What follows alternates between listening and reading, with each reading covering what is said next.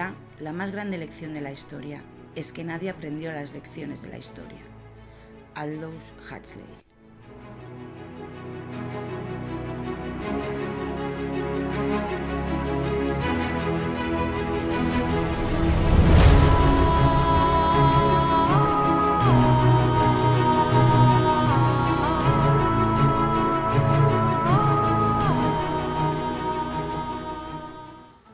Buenas noches y bienvenidos a la tercera temporada de Te Mire TV y a la tercera temporada de este espacio, La historia entre bambalinas. Teníamos pensado estrenar el mes pasado, en octubre, pero bueno, me ha tocado vivir una serie de experiencias personales que tampoco vienen al caso contarlas y por ese motivo no pudimos estrenar el mes pasado. Pero bueno, ya estamos de vuelta y estamos de vuelta con las mismas ganas, la misma ilusión que el primer capítulo que estrenamos hace ya 3 años. Antes de entrar de lleno en este primer capítulo de esta tercera temporada, os invito a todos aquellos que aún no os habéis suscrito al canal que lo hagáis. Es gratis y además es muy fácil.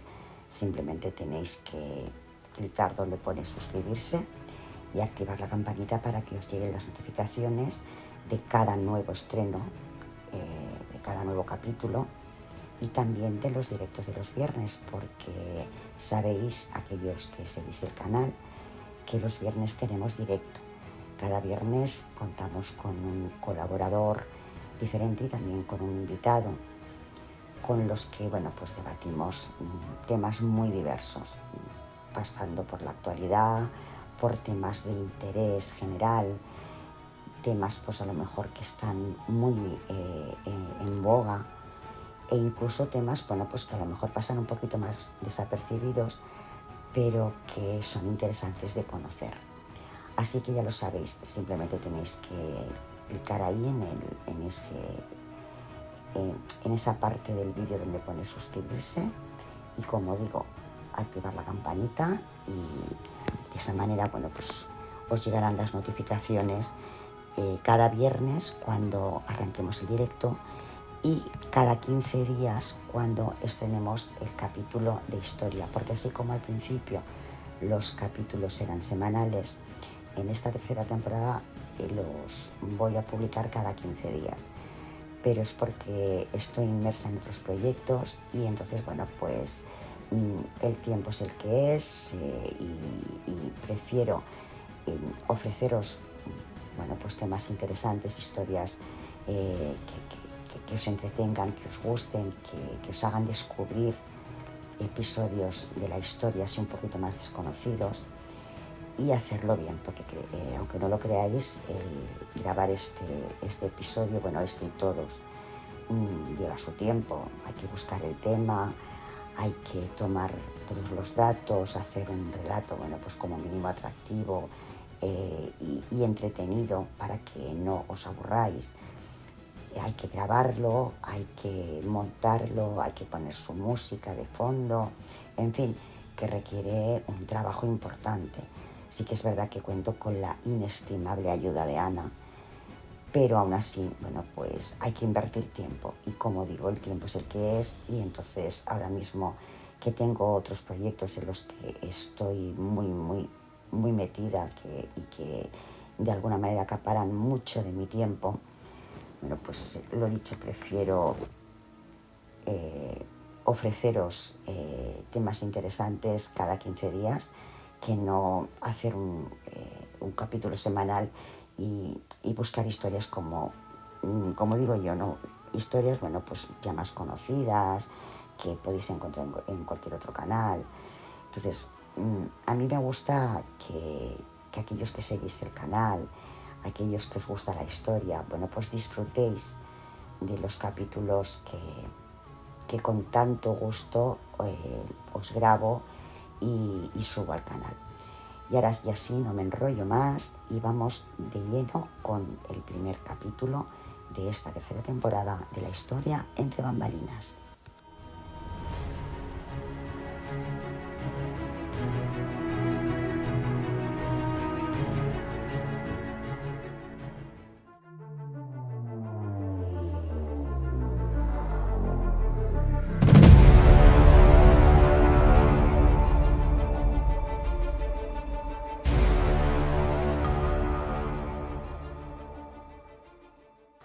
pues estrenamos esta tercera temporada de la historia entre bambalinas con la historia de los hunos, unos pueblos ecuestres de Asia Central que en un principio vivieron como nómadas y que más tarde lo hicieron como seminómadas.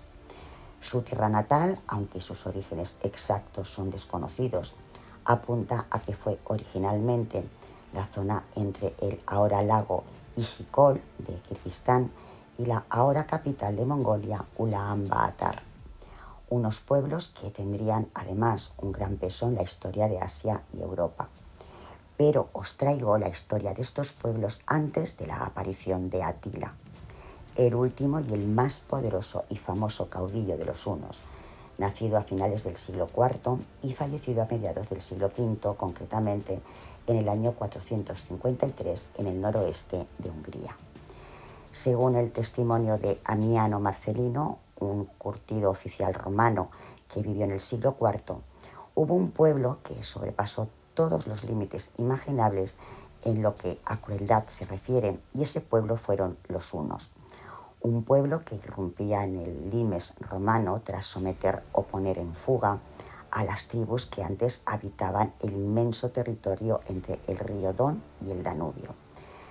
Y es que fueron numerosos los pueblos que en su momento se lanzaron contra aquella viejísima Europa que ni siquiera existía como tal, como por ejemplo mongoles, avaromagiares, otomanos, pero los hunos dejaron escrita en la historia del mundo su propia impronta de salvajismo, barbarie y crueldad extrema. A pesar de que los romanos llevaban siglos luchando contra bárbaros de diferente tipo como germanos, celtas o sármatas, entre otros, no estaban preparados para la novedad que les supuso el contacto con los hunos, el primer pueblo turco-mongólico con el que los romanos debieron lidiar. Algo parecido les pasó a los godos, a los eslavos o a los iranios, que reflejaron en su folclore el impacto que el contacto con los hunos les produjo, como por ejemplo el cantar de los nibelungos. Su corto periodo de dominación fue suficiente para que quedara fijado en la conciencia colectiva de aquellas tierras que luego formaron Europa la antítesis civilización huno. Tanto es así que el término huno se ha considerado históricamente como un insulto relacionado con el salvajismo extremo. Y un ejemplo es que fue usado por las potencias en conflicto, tanto en la Primera como en la Segunda Guerra Mundial, para descalificarse entre ellos. El pueblo huno fue producto de la fusión de varios grupos nómadas procedentes de Asia Central. Destacaron como excelentes arqueros y por su destreza en la guerra y habilidad sobre el caballo. Bajo el liderazgo de grandes caudillos como Charetón, Ruga o Atila, forjaron un vasto imperio que abarcaba desde las orillas del mar Caspio hasta las del mar del norte. Pero la pregunta es, ¿quiénes eran estos nómadas y de dónde procedían? Como os he dicho al inicio, sobre el origen exacto de los hunos existe cierta controversia. Son numerosos los autores que defienden que el origen de los hunos debe buscarse en el conglomerado de pueblos de la estepa, denominado Insiun-un, los Xiongnu, que mencionan las fuentes chinas. Este pueblo se convirtió en el peor de los enemigos para los soberanos chinos de las dinastías Qin y Han, nada menos que durante casi 200 años. Fundaron un imperio que acabó dividiéndose en dos grandes grupos, el del sur, que siguió acosando a los chinos hasta el siglo IV, y los del norte, que se subdividieron entre los que tomaron como base Mongolia y los que emigraron al oeste, hacia las estepas del mar de Aral y del lago Balkhash. Este segundo grupo, que emigró al oeste, es el que cuando atraviesa el cauce del Volga y va sometiendo o desplazando a alanos, sármatas o tervingos, entre otros, provocará un terremoto sin precedentes en la historia europea. A favor de esta teoría hay varios factores, como las coincidencias encontradas entre los calderos de los hunos y los calderos pertenecientes a la cultura Insiun-un, la concordia histórica y fonética que se da en las fuentes romanas, chinas, persas e indias que se refieren a estos nómadas, y que recientes estudios genéticos han demostrado que es perfectamente posible y mucho más rápido de lo que podríamos pensar el desplazamiento de todo un pueblo desde Mongolia a las orillas del Danubio. Hay otros factores, como por ejemplo el hecho de que, a diferencia de otros pueblos bárbaros de su época, los hunos demostrarán un perfecto dominio de la poliocértica, la disciplina que se encarga de construir fortalezas, bastiones, baluartes o fortificaciones, y también el arte de atacar y defender las plazas fuertes. Usaban todo tipo de maquinaria, catapultas, arietes, helépolis, incluso, según algunos recientes estudios, manejaron unos tipos de catapultas que ni siquiera los romanos conocían. Ese conocimiento podría provenir de los siglos de lucha que sus antecesores, los Insiun-un, mantuvieron contra los civilizados imperios de China, Persia o India. En contra, se argumenta la falta de concordancia arqueológica en los enterramientos y, sobre todo, el hecho de que no se hayan encontrado cráneos alargados en las tumbas atribuidas al pueblo Insiun-un, mientras que en la cultura huna y en algunos de los pueblos que sometieron, como los alanos o los ostrogodos, son frecuentes. De todos modos, este debate debemos hacerlo siempre pensando que hablamos de sus élites, incluso de sus clanes reales, ya que los pueblos nómadas de las estepas tienen una composición muy variable que cambia constantemente con la adición de los elementos aportados por las gentes que van sometiendo a su paso. En cualquier caso, para los romanos, los hunos eran algo totalmente nuevo, y el discurso que construyen desde el principio lo realizan desde el discurso civilización contra salvajismo y vileza. Ammiano Marcelino, el experimentado oficial curtido en varias campañas contra alamanes, sarracenos y chionitas, los llamaba bestias de 2 pies, y que además eran el pueblo que sobrepasa todos los límites de la crueldad. Lo cierto es que a los romanos les espantaban sus narices chatas, propias de un pueblo de origen turco-mongol, las piernas arqueadas, consecuencia de vivir prácticamente sobre los caballos, las cabezas grandes y en muchos casos con el cráneo alargado. La barba de los hombres era escasa debido a que se desfiguraban el rostro con cicatrices rituales que se practicaban desde la niñez. Sus ropajes eran extraños, a base de lino o pieles de marmota que nunca se cambiaban hasta que se les pudrían encima. En sus largos desplazamientos podían beber la sangre de sus caballos, comían carne cruda o a medio hacer, poniéndola debajo de su silla de montar mientras cabalgaban. Y todo lo hacían a caballo: negociar, dormir, comer. En lo referente al combate, los hunos en campaña eran temibles. Atacaban en formaciones densas y desordenadas, y se calcula que cada jinete contaba con varios caballos de refresco, lo que les permitía, si era necesario, desplazarse a una velocidad muy superior a la de los otros ejércitos de la época. Además, los caballos, en caso necesario, hacían el papel de despensas móviles, ya que les proporcionaban carne, sangre o leche de las yeguas. Vestían pantalones y polainas, llevaban cascos curvados y mocasines sin forma de piel mal curtida. Utilizaban lazos para capturar y derribar a sus enemigos del caballo, espadas para el cuerpo a cuerpo, lanzas y otros artilugios. A su extraordinaria movilidad y ferocidad en el combate añadían su arma secreta, el arco uno, un arco compuesto, asimétrico, que podía llegar a medir más o menos 1,60 m, mucho más largo en su parte superior, lo que le hacía de uso más práctico mientras se cabalgaba. Era un arma que podía llegar a tardar más de 2 años en fabricarse, con materiales variados como la madera, tendones, hueso, cuero. El aprendizaje de su uso, al ser asimétrico, era complicado, pero el resultado en combate era espectacular. Era capaz de derribar a un jinete a 300 metros y era mortal a los 150, aunque el enemigo llevara armadura. Los caballeros unos se hacían seguir de infantería y caballería pesada, que normalmente proporcionaban los pueblos vasallos como sármatas, alanos y ostrogodos.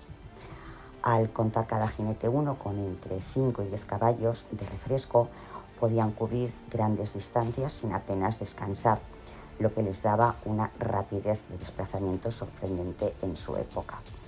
Podían cubrir entre 100 y 120 kilómetros diarios, aunque también es cierto que según iban añadiéndose contingentes de infantería, fueron perdiendo esa capacidad.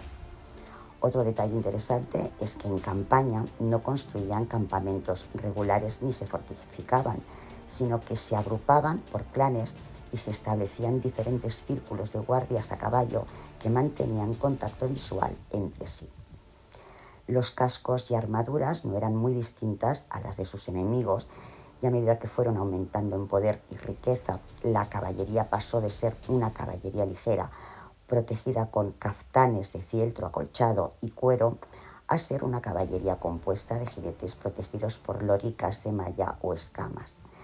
A los caballos también los protegían con pectorales de fieltro, testeras, reforzadas, eso sí, con placas de metal. En batalla formaban una gran masa, organizada en 3 líneas de ataque que procuraban que fueran lo más compactas posibles. Una parte considerable de los guerreros se dejaban como reserva. Los caballos de refresco y las provisiones también se dejaban a una cierta distancia de la batalla, en ocasiones protegidos tras un láger o círculo de carros resguardados por un fuerte contingente. A este temible ejército hay que añadir su facilidad para el asedio y la conquista de ciudades fuertemente amuralladas. En Prisco o San Aniano se cuenta cómo usaban habitualmente helépolis, torres de asalto con ruedas, puentes portátiles para cruzar ríos o escalas para saltar muros. En cuanto a la organización de las hordas unas, debemos decir que era bastante sencilla. Se basaba en la obligación de servir militarmente de los pueblos sometidos, en las relaciones tribales y personales y en la recompensa a través del saqueo. Lo cierto también es que casi no hay información sobre cómo se organizaban sus guerreros, aunque tras su contacto con Roma y el sometimiento de numerosos pueblos que pasaron a un papel de vasallaje, evolucionó a formas más similares a los ejércitos de su época. Hasta el año 434 parece que su núcleo lo formaban guerreros a caballo, reforzados por contingentes de caballería como sármatas o alanos. El asentamiento posterior en la llanura panónica, una gran llanura de la Europa central, originada tras la desecación durante el Plioceno del mar Palonio, supuso una merma en su rápida movilidad, al ir adquiriendo más peso la infantería ligera y pesada de sus aliados godos y alanos. En cuanto a las unidades, los hunos adoptaban una formación conocida como cuneus, un tipo de formación mencionada ya por Amiano Marcelino, nada menos que 200 años antes. Tenía carácter tribal y su número de integrantes era variable, desde varias decenas a varios centenares de jinetes a las órdenes de un jefe llamado cur. Además de este detalle sobre esa formación, tan solo sabemos que se organizaban tribalmente y que desde el año 411 al 444, tras la aparición de reyes más poderosos como Xianyu, se produce la agrupación de las diferentes hordas en 2 grandes cuerpos de como mínimo 10.000 guerreros cada uno, bajo la autoridad de 2 monarcas, uno situado en la llanura panónica y otro en el Bajo Danubio.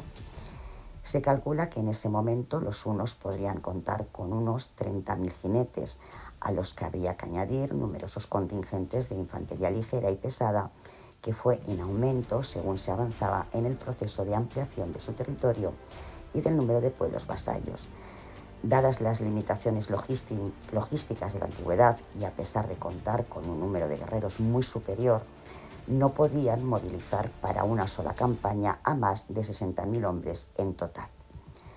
En lo referente a la táctica, sabemos que preferían sorprender al enemigo, privarle de sus suministros, fingir la retirada para desorganizarlo con el fin de darse la vuelta y vencerlo armados de lanzas, sacs y lazos que usaban para desmontar o atrapar a los jinetes enemigos o para arrastrar a la infantería. En cuanto a cómo se organizaban socialmente los hunos antes de cruzar el Volga, bueno, pues presentaban la típica organización de un pueblo nómada guerrero de las estepas, es decir, en grupos de familias de unas 100 personas que pastoreaban juntas su ganado. La autoridad correspondía a un jefe de clan que se aliaba normalmente con otros para ponerse bajo la autoridad de otro jefe guerrero llamado Kur. Estos jefes de tribu cuidaban ferozmente de su independencia. Así se garantizaba la defensa y protección de los ganados y de las familias de los grupos que conformaban la alianza frente a otras tribus, fuesen unas o no. Ammiano Marcelino, ese curtido soldado que vivió en el siglo IV, contó que esas tribus no estaban sometidas a ninguna autoridad regia y tan solo obedecían a un confuso grupo de nobles. Así, los hunos no formaban un pueblo unido, sino que se trataba de una agrupación de tribus con un origen común que se podían unir para iniciar una emigración o hacer la guerra, pero que con la misma facilidad podían separarse y guerrear entre sí. Sin embargo, a finales del siglo IV se produce un cambio de paradigma. Y es que comienza un proceso de concentración de clanes que hace que surjan señores de la guerra más poderosos, llamados Xianyu, que dirigían en batalla a miles de guerreros. A inicios del siglo V, casi todos los líderes hunos estaban bajo la autoridad de los hermanos Ruga y Oktar, que serán sucedidos por sus sobrinos Bleda y Atila. Al parecer, y según algunos historiadores, entre los hunos existía un sistema de jefatura dual entre hermanos, más que una monarquía militar. Este proceso de concentración de poder dentro del pueblo huno llegará a su cenit cuando en el año 445, después de 11 años de gobierno conjunto, Atila asesine a su hermano y se convierta en gobernante supremo de los hunos y de los numerosos pueblos a los que había convertido en vasallos. En la historia de los hunos no podemos olvidar la etapa del Imperio Romano. Y la pregunta es, ¿fue su relación una colaboración o una extorsión? Pues bien, ambas respuestas son correctas, y os lo cuento.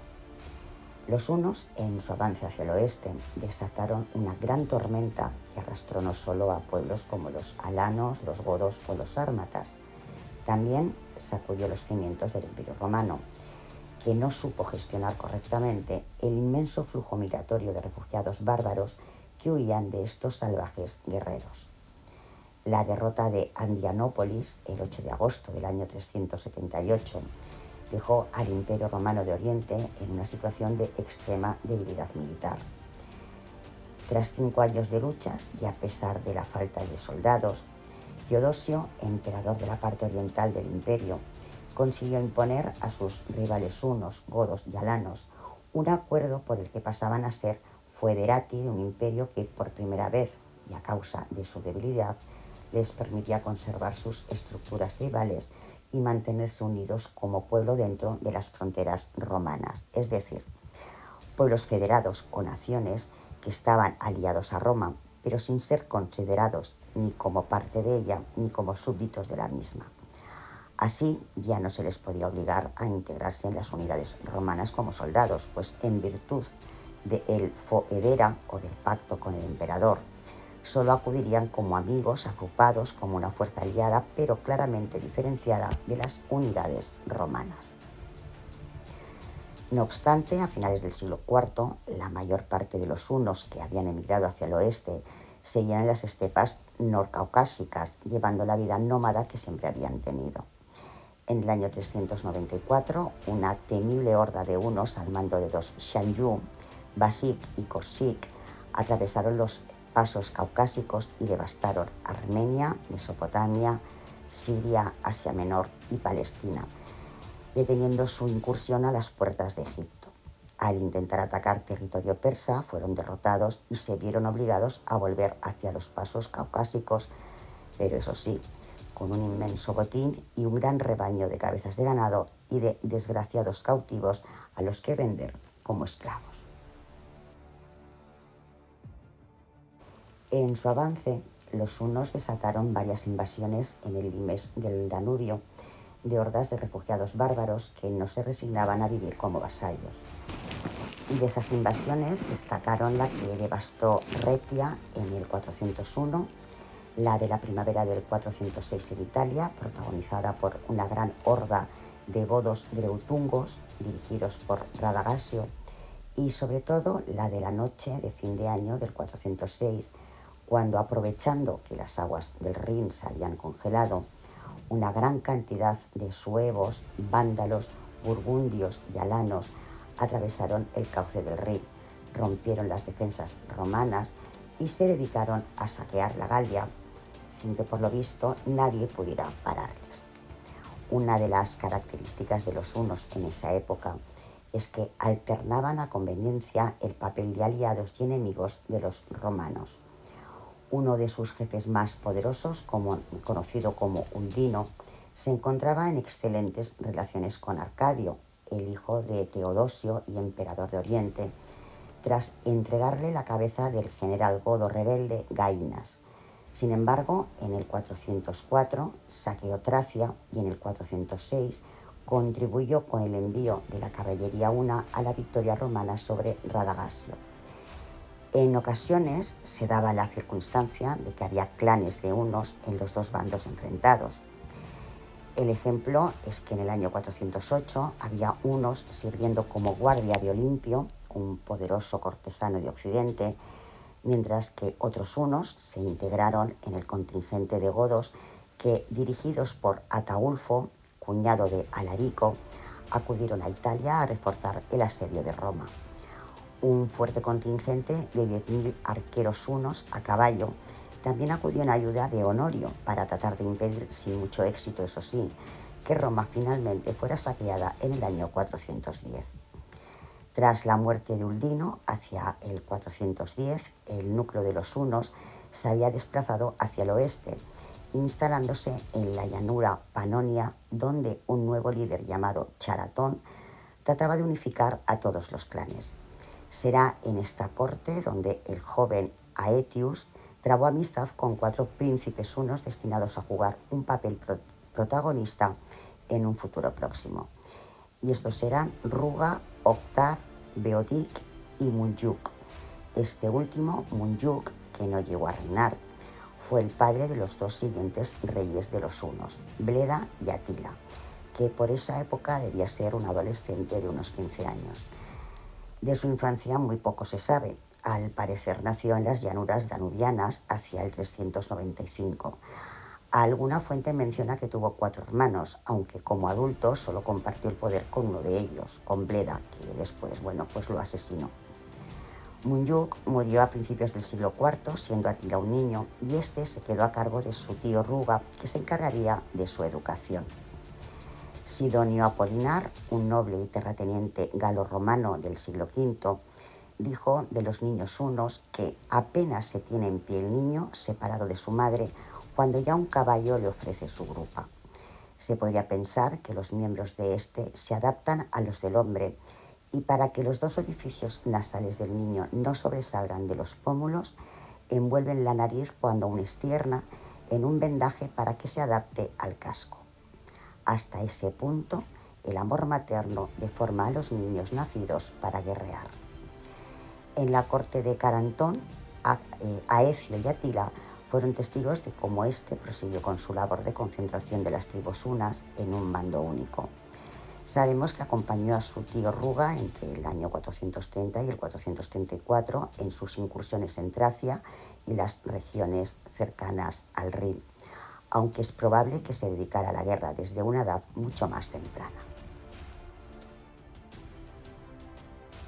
Hacia el año 419, el gobierno de los hunos se divide entre Ruga, que dirige a los hunos que pastorean entre el Bajo Danubio y el Dniester, y otra gran horda comandada por Otkar en Panonia.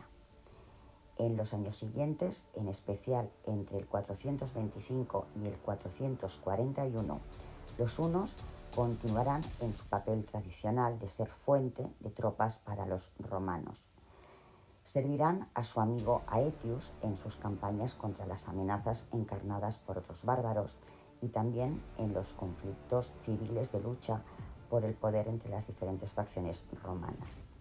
Incluso ofrecerán asilo a Aetius cuando fue derrotado en el año 432 por Sebastián, el hermano del general rival Bonifacio, y gracias al apoyo huno, Aetius se erigirá en el militar más poderoso de Occidente.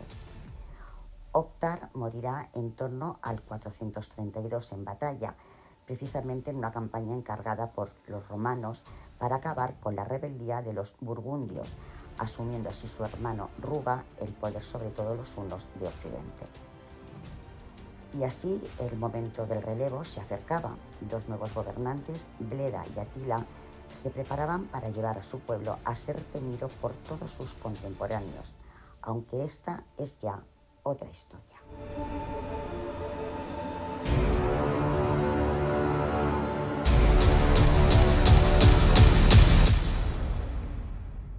La historia entre bambalinas, el único espacio donde te contamos la historia sin juicio ni prejuicios.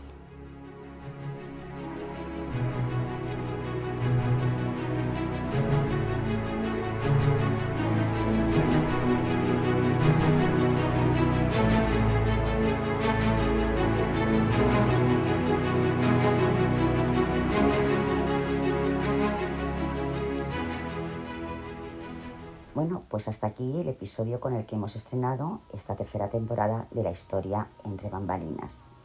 Pero antes de acabar, os voy a regalar una capsulita histórica que estoy segura os gustará, pero sobre todo os sorprenderá.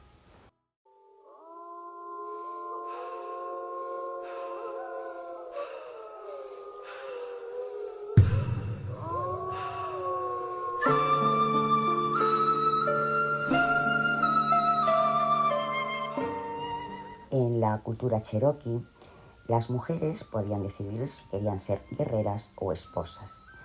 Si optaban por esto últimos, decidían casarse, eran ellas quienes elegían al pretendiente y si lo deseaban también podían pedir un tiempo para vivir con él antes de la ceremonia de la boda y de ese modo ver si daba el ancho como proveedor.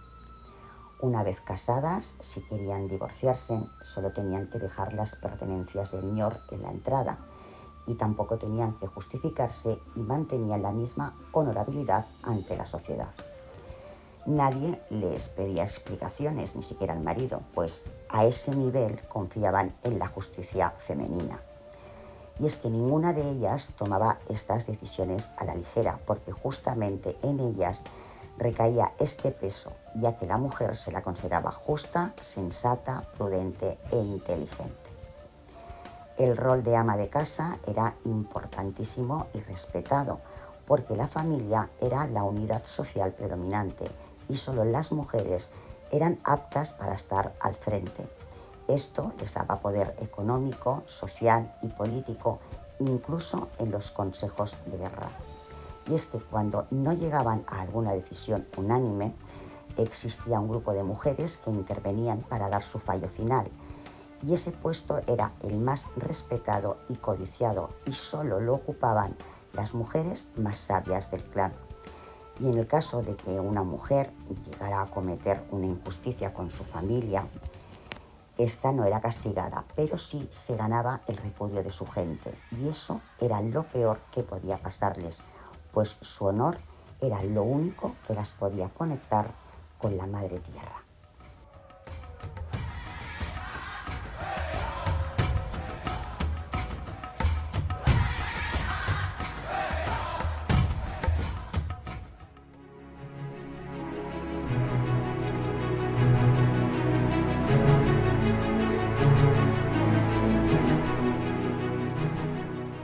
Pues ahora sí, hemos llegado al final. Mi deseo, como siempre, es que os haya gustado la historia y también la capsulita histórica de esta noche. Os recuerdo a todos los que aún no os habéis suscrito, bueno, pues que os suscribáis, está ahí la pestañita donde pone suscribirse, le dais ahí, bueno, clicáis.